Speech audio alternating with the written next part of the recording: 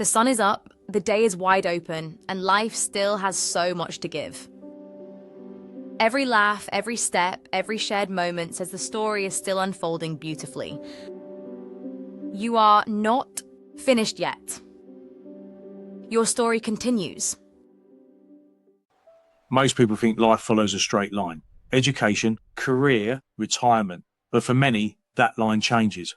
Sometimes by choice, sometimes by circumstance, and sometimes by a moment they never expected. This is Not Finished Yet, a podcast about people who started again and discovered their most interesting chapter was still ahead. Each episode shares real stories of reinvention, the risks, the decisions, and what it actually takes to build something new later in life. Because the truth is, you're not starting from scratch, you're starting from experience. Can I just add that the views and opinions expressed in this podcast are those of the individuals involved and do not necessarily reflect those of any organisations, employers or partners connected to them. Before we start, a quick note. A large number of people who listen to the podcast haven't yet subscribed. If you find these conversations valuable, hit subscribe or follow on your platform. It makes a huge difference and helps us keep sharing these stories. Now, let's get into this week's story. There we are. Lovely. Hello, Jane. Thanks for coming on. Thank you for having us, Mark. No problem. So, how do we pronounce your name, Jane, so everyone can get it? It's always the first question anyone asks. If you want to be very French about it, it's Ferre, but most English people will say Ferre, and that's fine. Hooray. Okay, well, I'm English, I'm London, so Jane Ferré. Ferré. Well, look, Jane. Jane helps professionals who have outgrown their roles secure their dream job in their dream company with their dream package, often in under 6 months, which is hopefully what you'll help me do in a bit by the sounds of it. But her journey into this work wasn't planned. After experiencing redundancy twice in 1 year, Jane found herself facing the same uncertainty many professionals hit mid-career. What now? Before that, she built a 20-plus year career in senior HR roles, including positions at British Airways and Leon Restaurants, giving her the unique perspective from both sides of the hiring table. Now she helps others navigate the job market with clarity, confidence and strategy. Welcome, Jane. Thank you for coming on. This is an excellent lineup of a guest because I don't know what number we're on now, but I've done quite a few, and I've only just started releasing them. So, but it's been a very good mix of people, and it's really interesting to not only hear from somebody that's experienced what we're talking about, but can help those that are just about to start their journey or have started their journey in try and reinvent themselves, if you like, or get back into the work environment. So. You've had a really varied career from performing at Disneyland Paris, I noticed, to HR leadership. What did those early experiences teach you about confidence and communication? It taught me how to go from one Mickey Mouse organisation to another. Yeah. I mean, the thing about people joke about Disney, but the thing why Disney is so successful, and it doesn't matter where you work in Disney. I mean, that was my first job out of university. I was on the graduate program there. Disneyland Paris had just opened in, she's going to show my age now, in 1992. It opened in the April and I went in the July, and I started in hospitality because that was my degree. So I was in the hotels and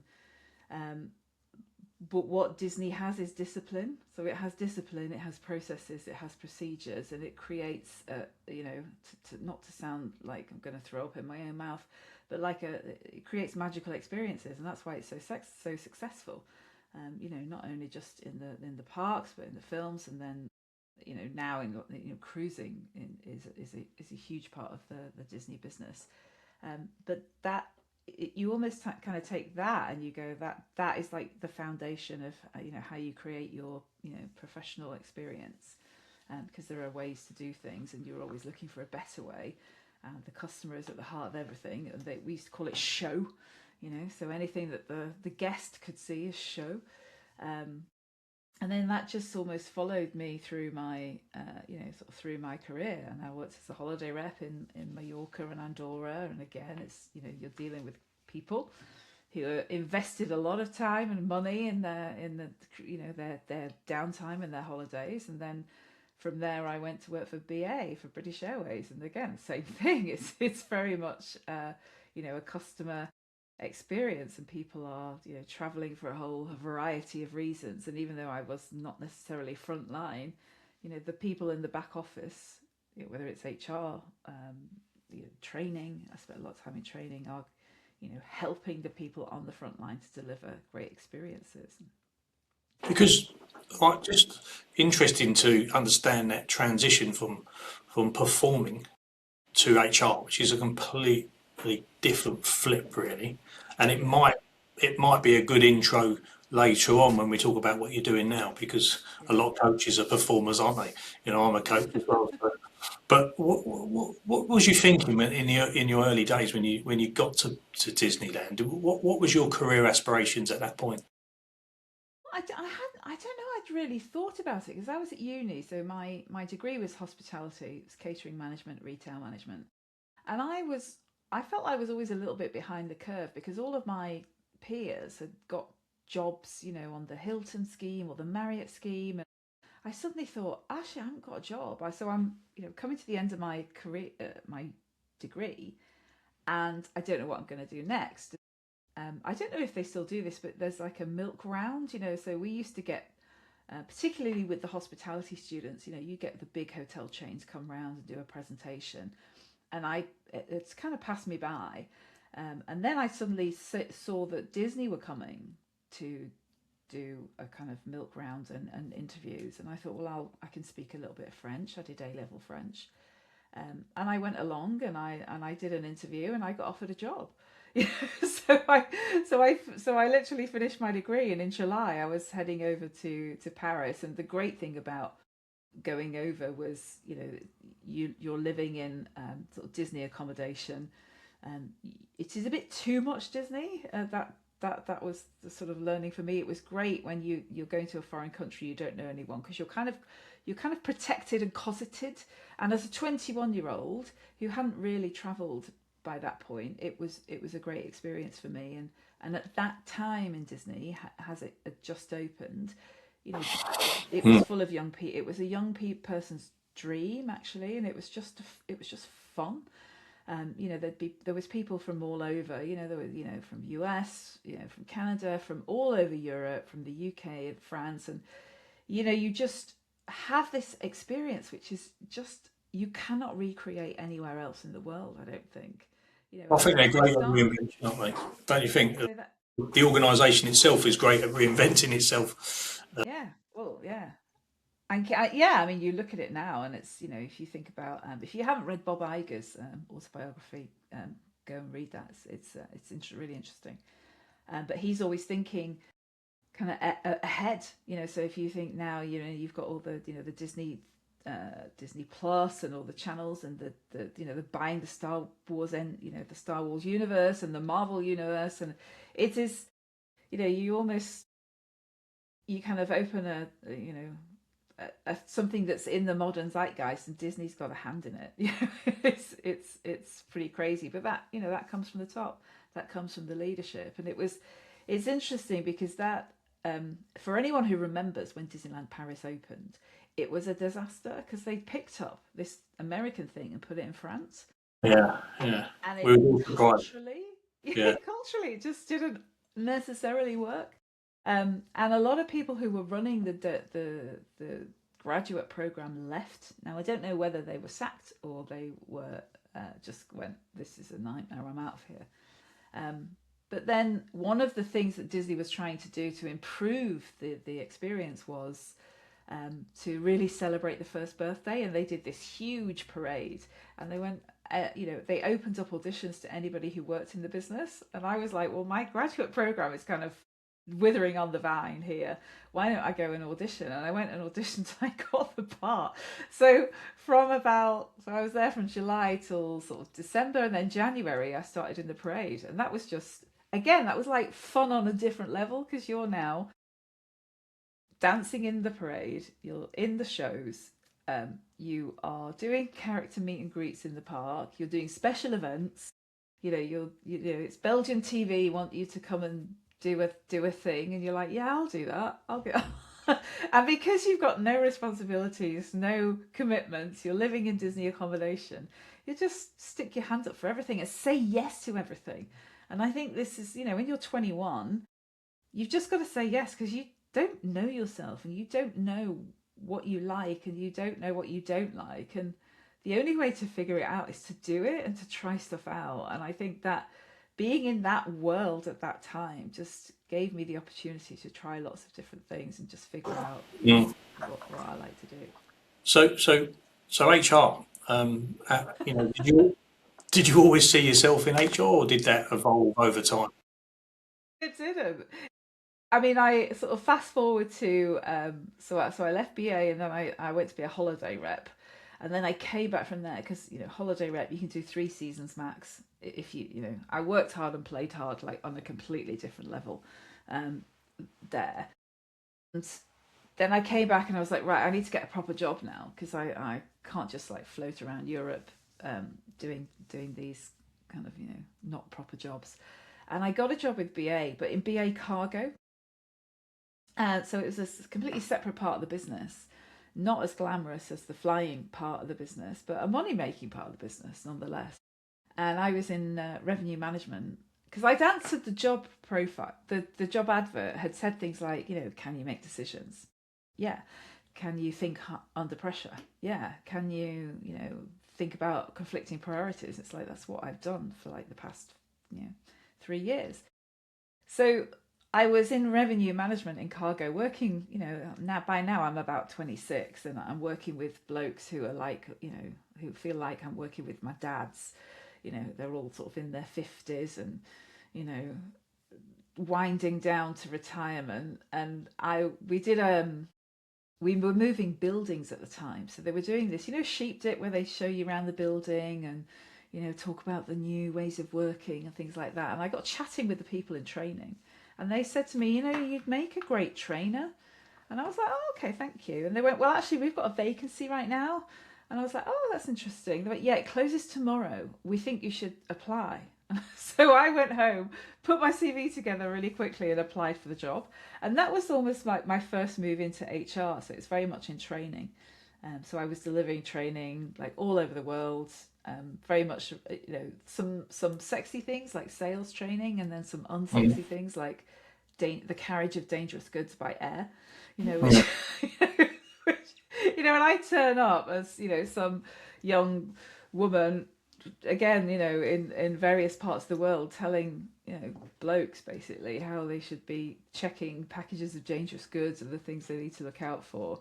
And that was my move into training, which then sort of, working in an organization like BA is so huge that you can then move quite easily into other parts of training. And then it was almost that you sort of go into more leadership management training. And because you've got a good reputation, people will take more of a risk on you than if you're applying externally. So it's really thinking about what is your reputation, Mm. Well, and how is that selling you? and then all of a sudden you've gone through this, and then let's just touch on this redundancy. Here, before we get right into that, how much of your identity was tied to your career before the redundancy hit? It's all, you don't realize it until you're out. So very fast forward. So I was at BA for almost 20 years. And my last job there was head of talent. So a lot of my role was going out and working with suppliers and going out and seeing what was the latest new thing in terms of HR and talent attraction. And I worked a lot with LinkedIn. So it almost was getting me out of the business.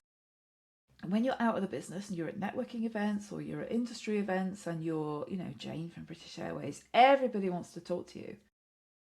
And then, fast forward, you're no longer Jane from British Airways. No one gives two hoots about you and no one wants to talk to you. And it's quite interesting that,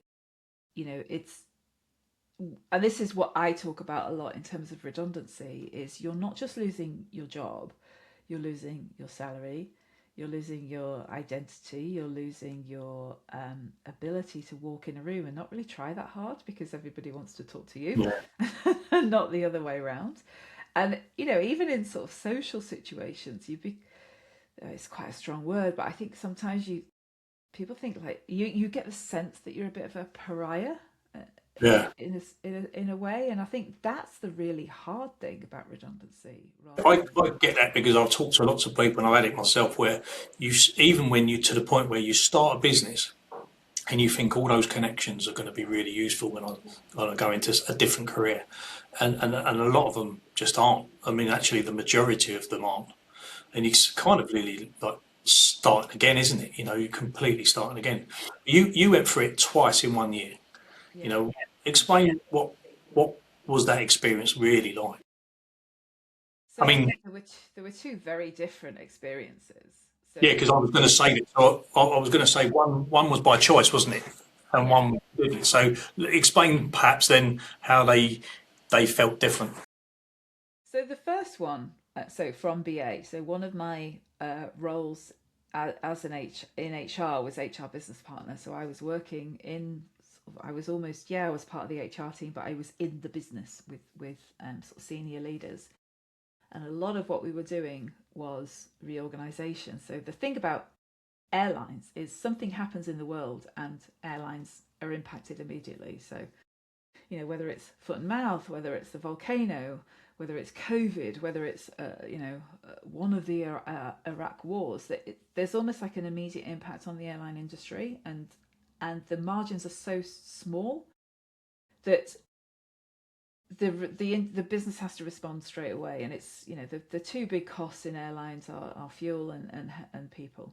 So it's like, how can we take out people? So that was a lot of what I was doing as an HR business partner. So it's kind of, I knew how this worked, and when you start to open your eyes and you're in the room having the conversations with people, it's interesting. It's like, you kind of know, it's a bit like when you're dating. I compare it a lot to dating. It's like, when the relationship's over, it's like, when you're in a bad marriage, when it's like you should just walk away. And I'd got to the point where I was like, my role was being incorporated into two other roles. So there's three roles into one. And I was like, I'm not doing that. I'm not gonna do three jobs for the same money. So I just thought, actually, it's kind of time for me to go, because I could see in the business there was people who were, at the time I was in my late 40s, and there were people kind of in their mid 50s who were just so negative, and it was like, we've seen this all before, and I could feel myself starting to get pulled into that. And I thought, I don't want to be that person, the negative person in the corner, sort of going, yeah, I've done this before, it didn't work then, it won't work now. So I thought, it's time for me to go, and I've still got enough kind of energy and experience and drive to go out and find another job. So I took voluntary redundancy from BA and kind of left relatively amicably. There's always a bit of, kind of tension, but left and got headhunted straight away by Leon Restaurants, who were looking for their first head of training. So I left in the March, started with Leon in the May, and by December, so a couple of weeks before Christmas, I had a PDF letter from my HR director, which is like very unusual. It was a very relaxed organisation, inviting me to a meeting to quote unquote discuss my future employment. Now, I know what that means as an HR person. It means there is no future employment. So next day had a meeting, and which was a Friday, and it's like, your last day's Monday. Go home, right hand over, and come in and bring your laptop and your phone, and that's it. So it's very, very different experiences, and I think in a weird way, the second one was kinder than the first one, because the first one we had a long period of consultation and it dragged on, and and then you've got to do like a long handover, and it was almost it didn't need to be that. It got quite painful towards the end, Yeah. whereas Leon was completely different. But the first experience that I had prepared me in ways that I didn't realize it prepared me for the second experience. So for me, I could bounce back quite quickly from the second one. What was the hardest moment emotionally through that time?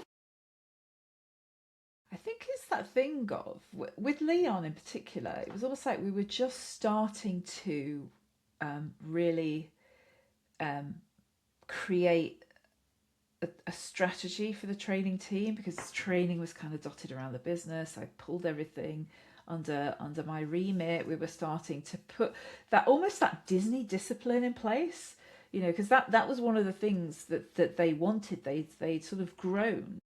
I mean, it's a great organization, a great product. I still eat there.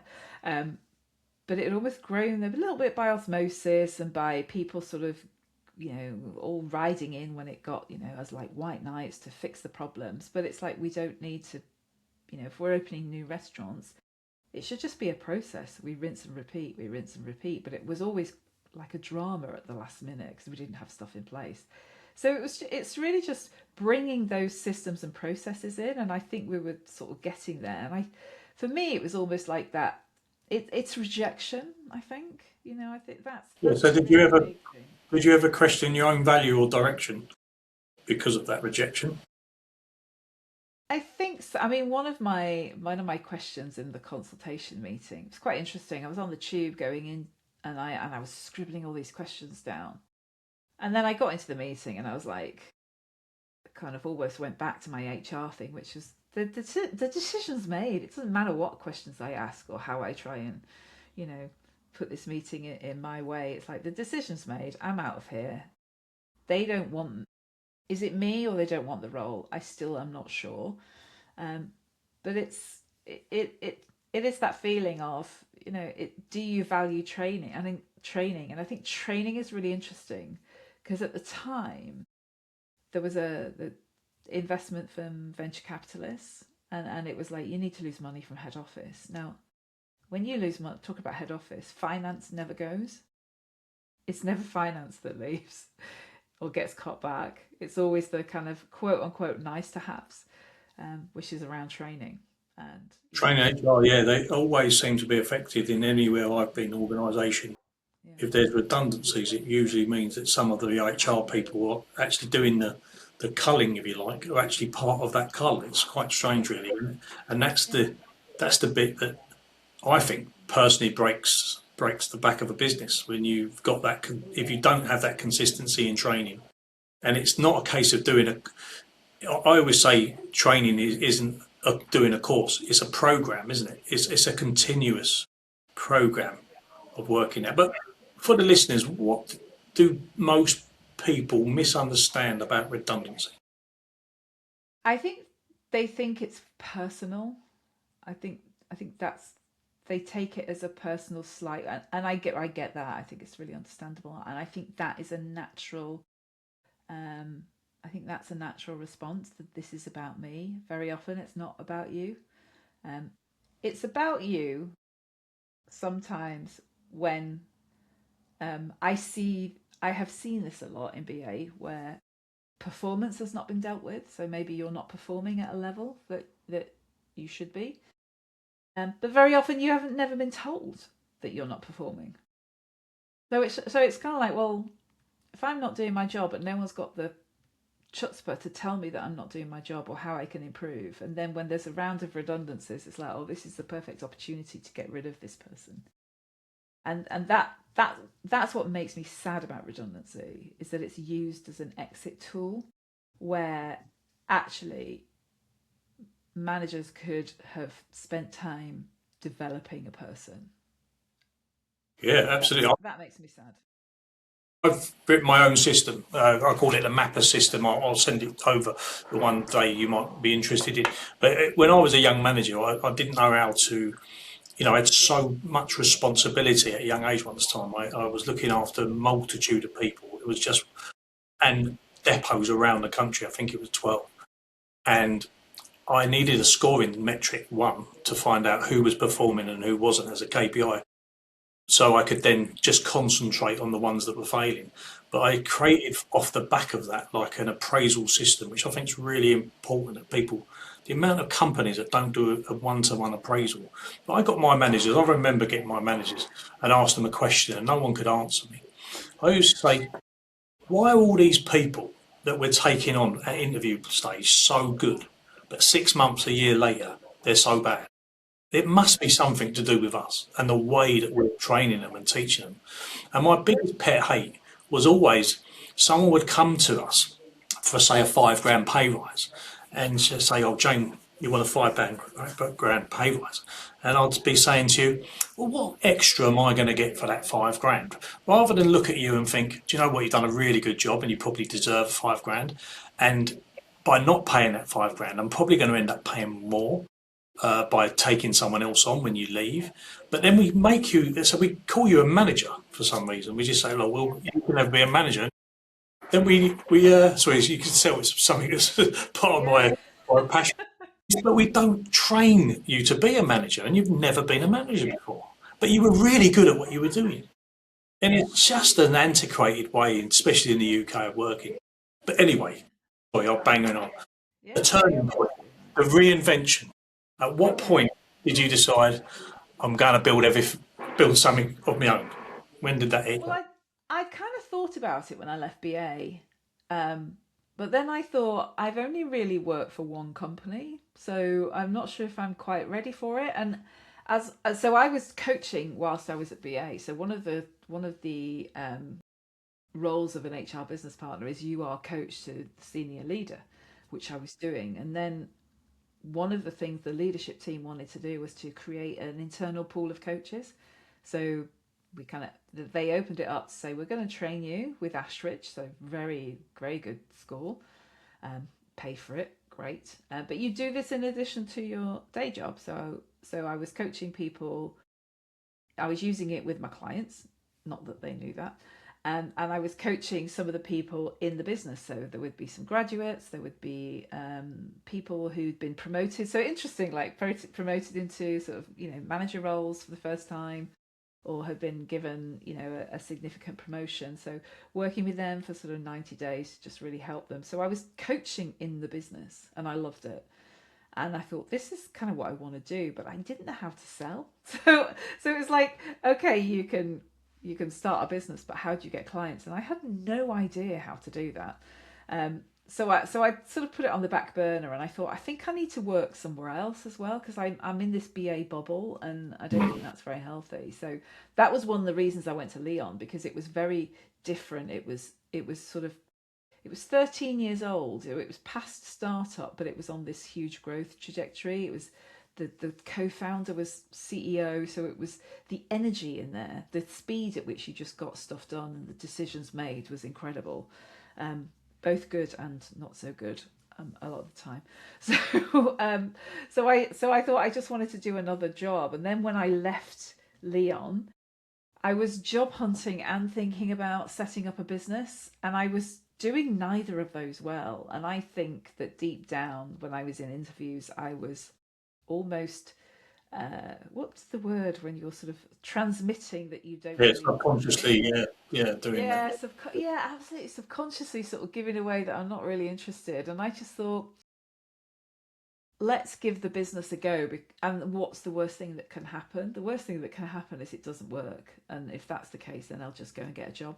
And it has worked, and it's been a roller coaster of a ride.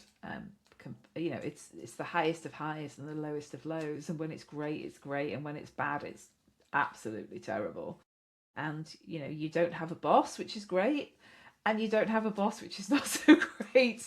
So it's so I've sort of took that leap of faith and just went, let's just do this, because I think you've got to be all in. I'm a bit all or nothing in everything that I do. So it's like, you have to be in the business to be in the business, to make the business work. Really, you have to be in it. Yeah. Right. So do you think that or what skills from HR translated most into your current work that you do now, if any? So I think a lot of the coaching stuff. I think it's almost back to that Disney thing, where and the really interesting thing that tipped me over the edge into starting my business was I I had a friend who was crew, and so I still have my travel concessions, and I used to travel a lot with him, you know. And we were in Hong Kong, and it was like, all right, I'm going to go to all the Disney parks. Hong Kong was the last one on my list, and it was around the time of Chinese New Year, and we were stepping into the year of the dog. We went into this.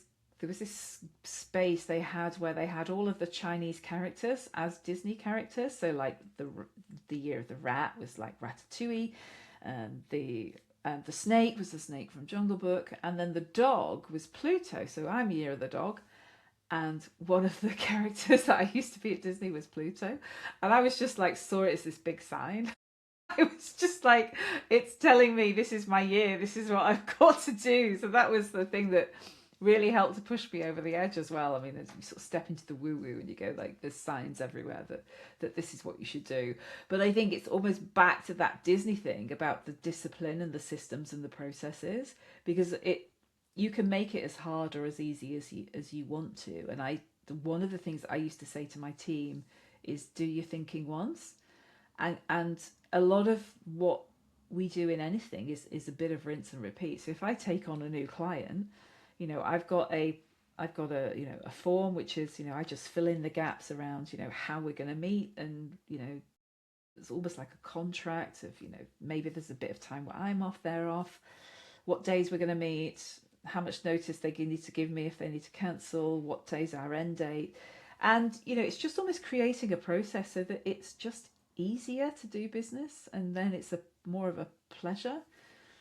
So it's almost taking that stuff from right at the beginning of my career and putting it into my business, because the bit that I really like about my business is working with clients.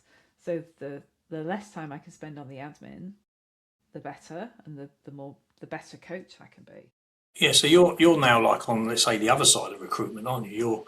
You're coaching people to get where they need to get. You know, what did being on that other side teach you the most about what candidates don't realise? What stood out to you that, you know, because at first Being on the recruiting side or being on this side? yeah, so you were a recruiter, weren't you, as such, you know, and now you're coaching people. What have you learned by coaching people that the candidates don't realise?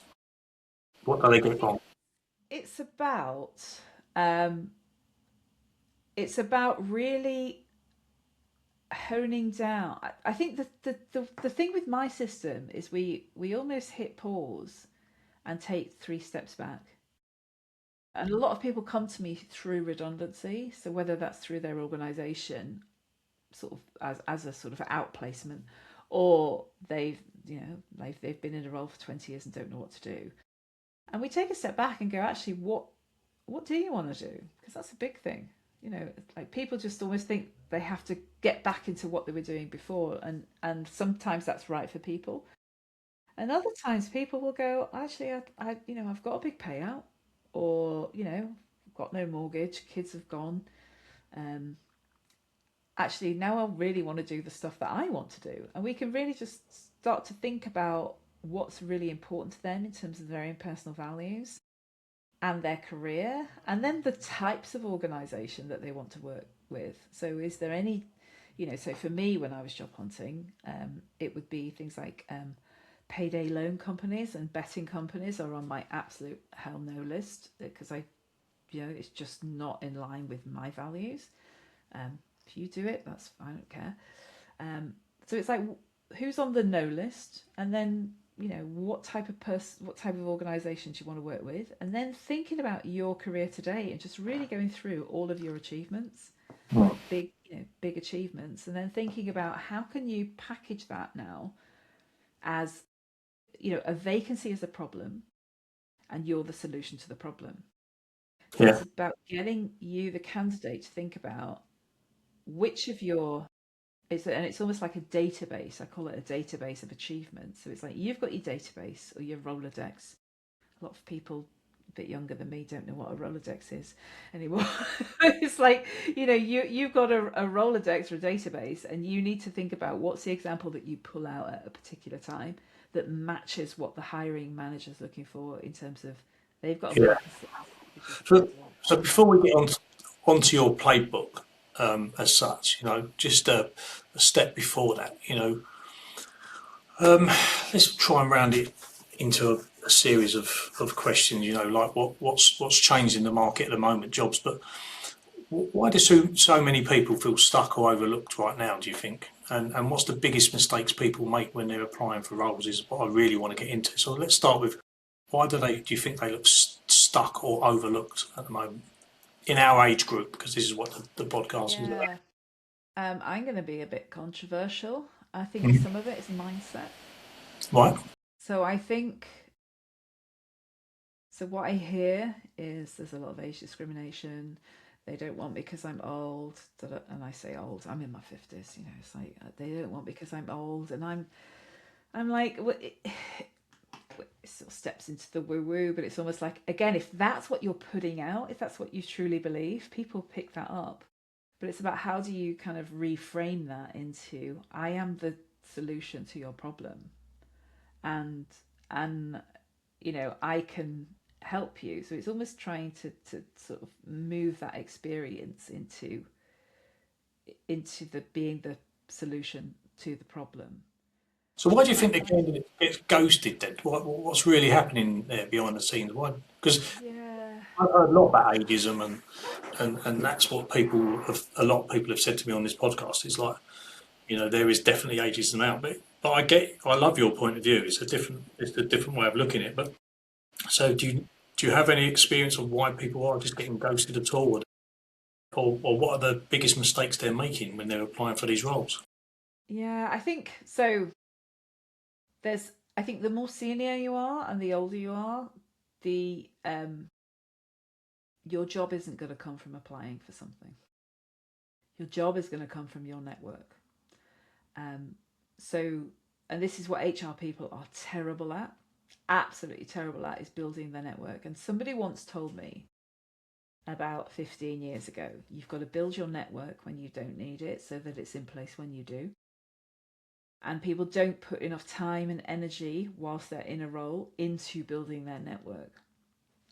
So I talked about, I was a lot of what I would do in my last role at BA is go out to industry events and meet people. And the thing that I would do when I got back, the next day, is I'd take all the business cards and I'd go and connect with everybody on LinkedIn the next day, and I just dropped them a note. It's like, great to meet you at the event. So that I built my little black book, which is online, and it's almost getting into that discipline.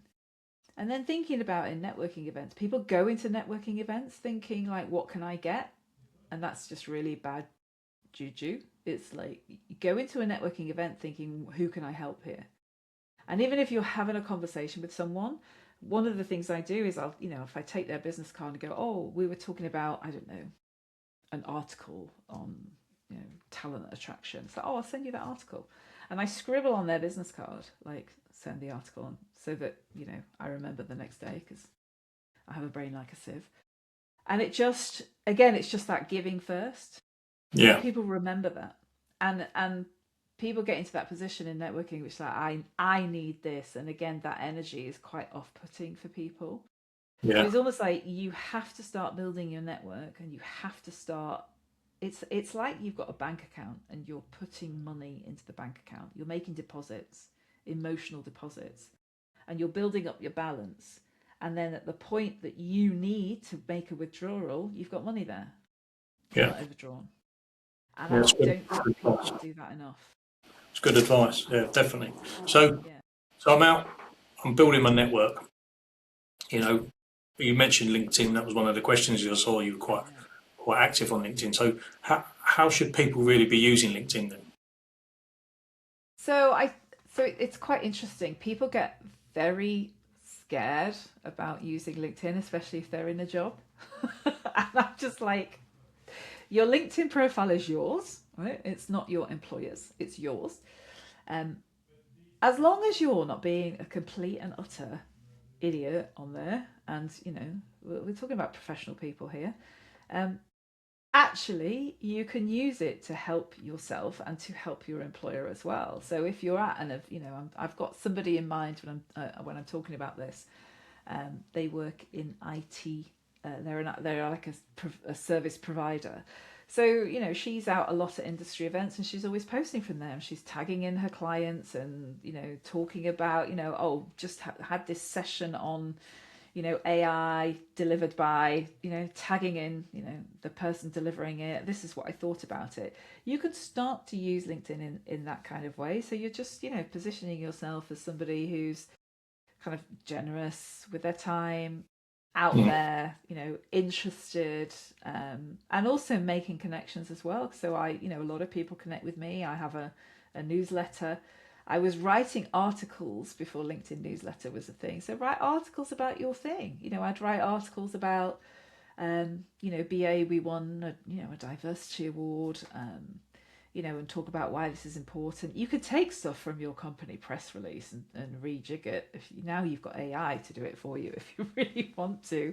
But just start to think about how you can position your expertise in the market.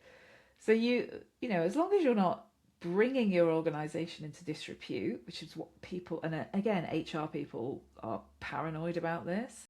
It's like you know, you can talk about a lot of stuff that helps to position you. And then when that, you know, if you are in a position where now I need some help, you know, the people who have been making those deposits in that LinkedIn account are then able to make a withdrawal. And again, it's that if they've, you know, built a lot of connections and then are going like, actually now I need your help because, you know, I see this quite a lot. I need your help now. My role is made redundant and I'm, you know, I'm looking for new opportunities from, you know, July or something. Well, let's give them a few more takeaways then. Those listening, you know, what makes a CV actually stand out today? Oh, stop using. Am I allowed to swear? Yeah, of course, right. Yeah. Stop using bullshit words that don't mean anything. So if I see, I did a lot of recruitment in BA, and you know, every now and again we were pulled in to do like, you know, graduate recruitment, and you see the same thing over and over and over again, and it just doesn't stand out. And it'll be like, oh, I'm a motivated team player who's equally happy working alone, and it's like, Yeah, or in a team. Yeah. what does that mean? It doesn't Yeah. mean anything. Yeah. And I'd almost like You jump. mean I'll do anything you want me to do?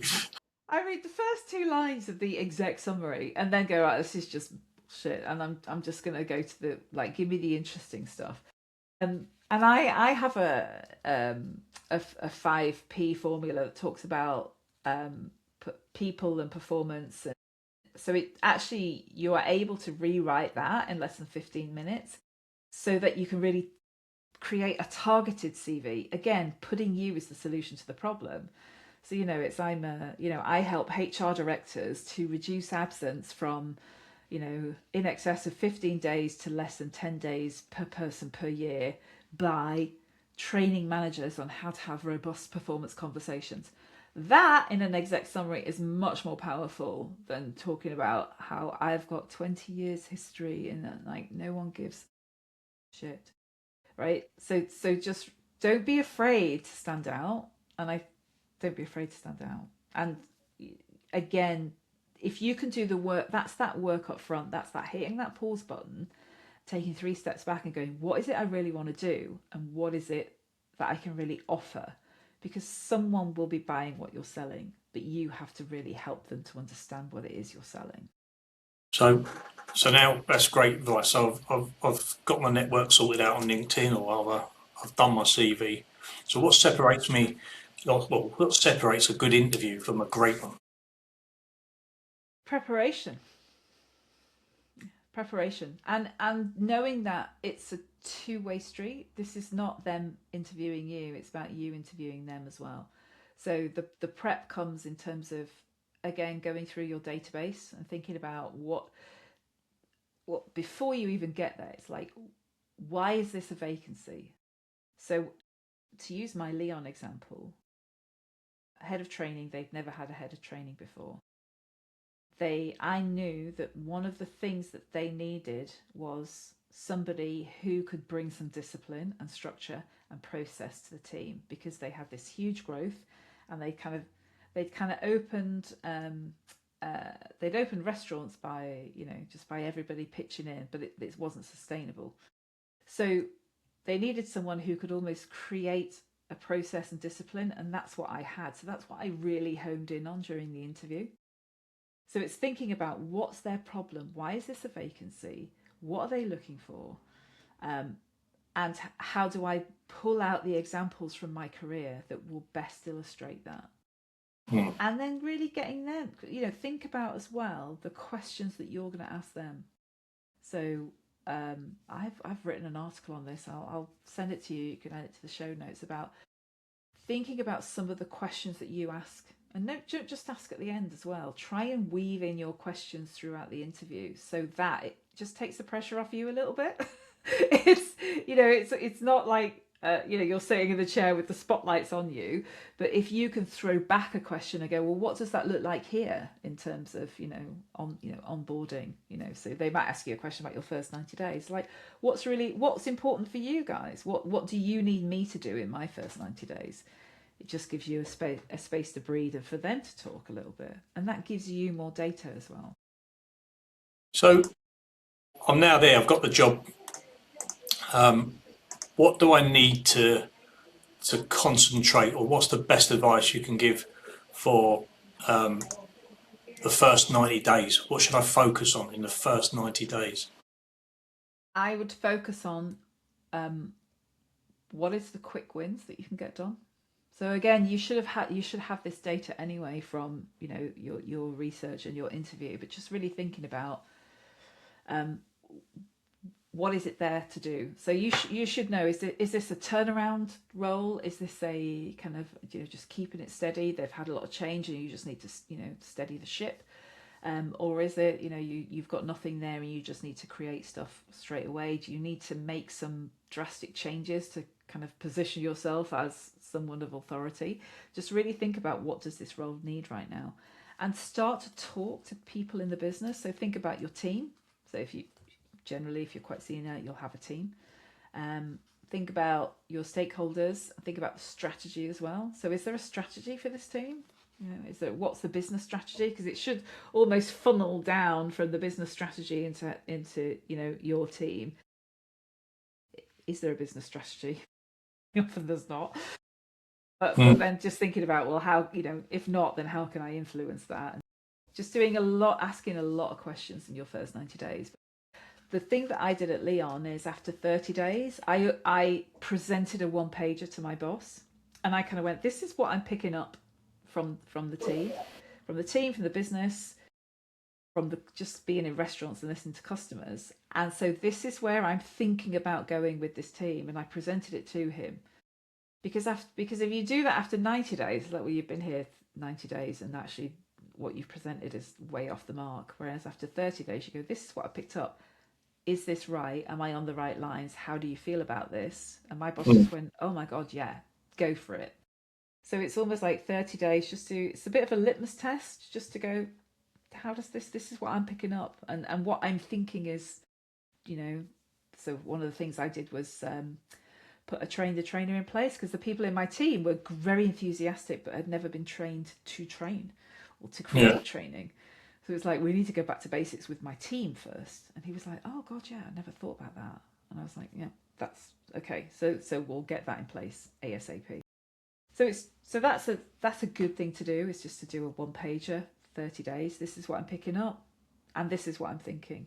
And then you almost get that endorsement straight away.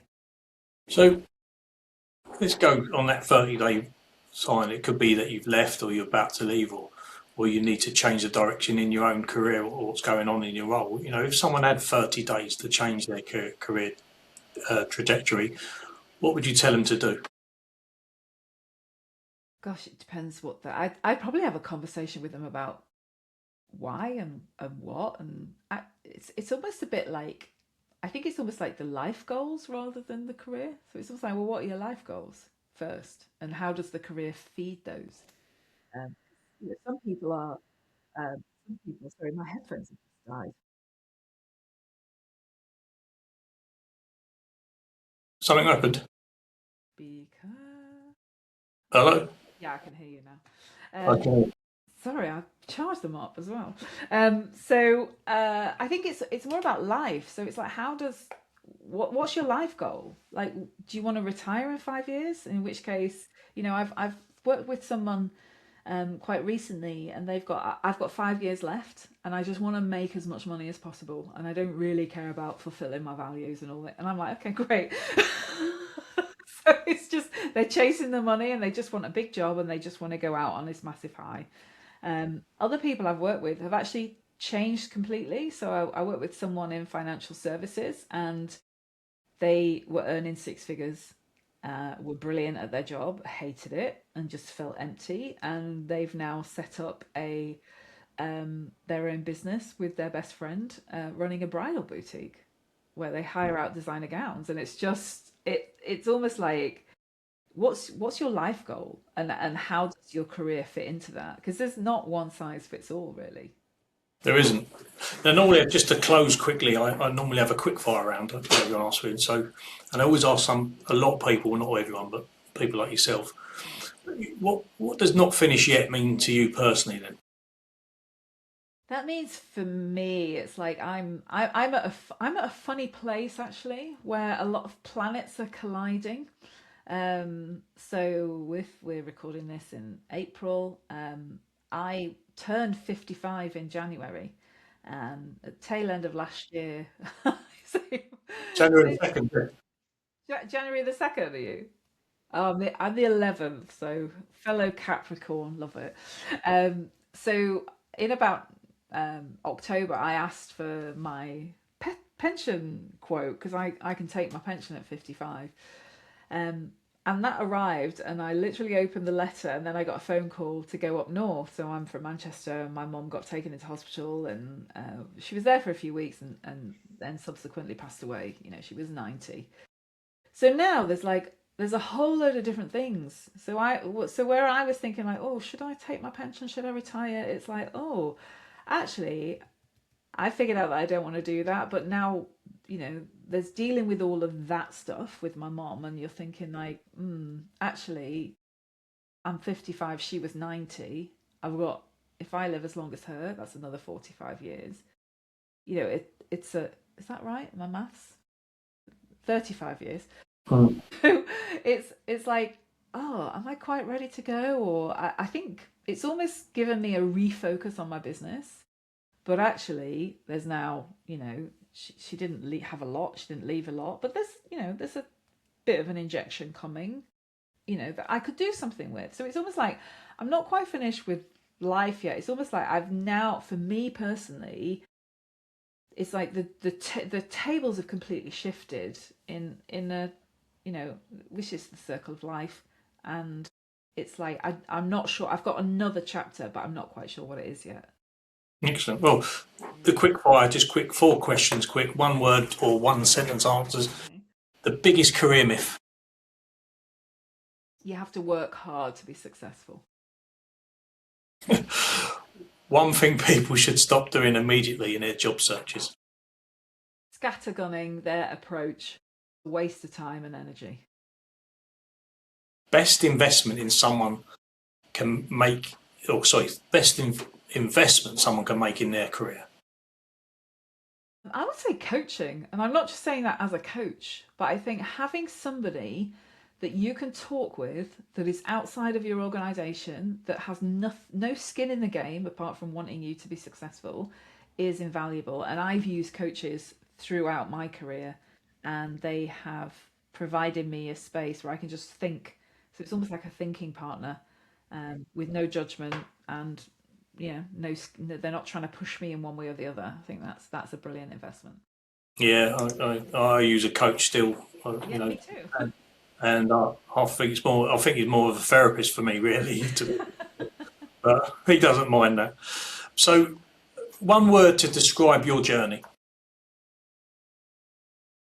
A roller coaster. Roller coaster. You actually said that earlier on as a roller coaster. Yeah, So yeah. yeah, we'll take that. So, before we close up, where can people find you? And website.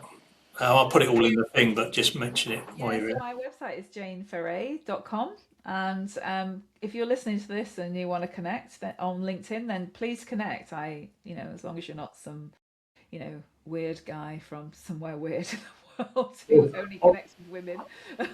Yeah. On that weirdness, or quite a person, who do you help the best?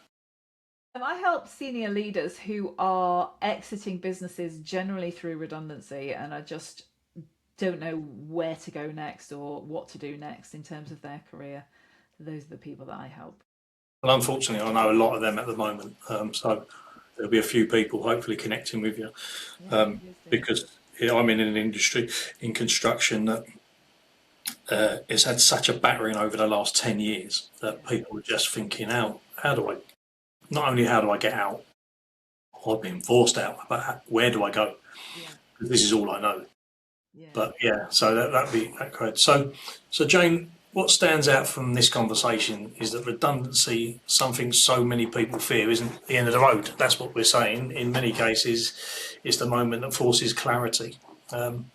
You've shown that big on both sides of the hiring process. Gives us a real advantage. You've taken what I can see from your. And I think everyone has to understand this, especially any younger people listening. You have to have a bit of a learning and experience to be able to then step into what you're doing.